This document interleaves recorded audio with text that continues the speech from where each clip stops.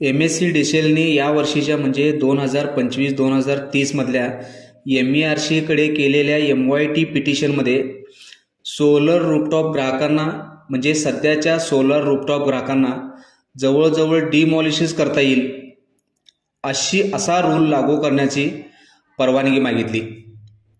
जे ग्राहक सध्या आपल्या गरजेनुसार सोलर रूफटॉप बसवले आहेत अशा सोलर ग्राहकांचा जो बेनिफिट आहे तो जवळजवळ 50% रद्द करता येईल असा रूल इम्प्लिमेंट करण्यासाठी परमिशन मागितली।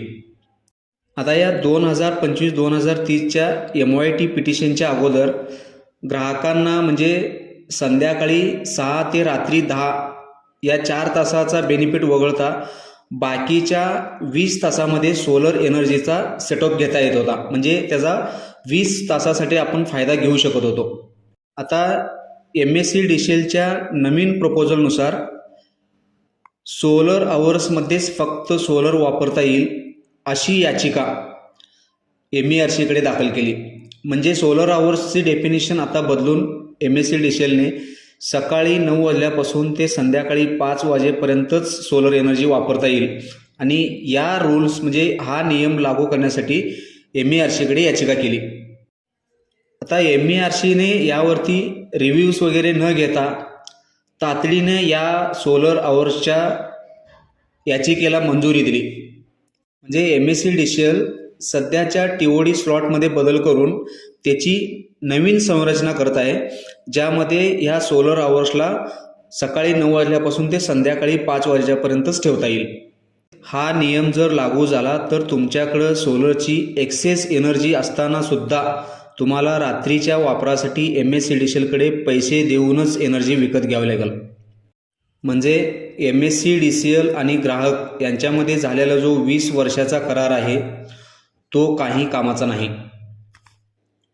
म्हणजे आता ऑलरेडी ज्या ग्राहकांकडे 10 किलोवॅटपेक्षा मोठी सिस्टम आहे त्यांना एनर्जी बँकिंग चार्जेस तर ऑलरेडी लागू आहेत, परंतु आता ज्या ग्राहकांकडे किंवा ज्या ग्राहकांचा मंजूर भार हा 20 किलोवॅटपेक्षा जास्त आहे, म्हणजे जे TOD अंतर्गत येणारे ग्राहक आहेत त्या ग्राहकांसाठी आता TOD स्लॉटमध्ये बदल करून सोलर एनर्जी ही फक्त सकाळी 9 वाजल्यापासून ते 5 वाजेपर्यंतच वापरता येईल अशा नियमाची तरतूद आता झाली आहे।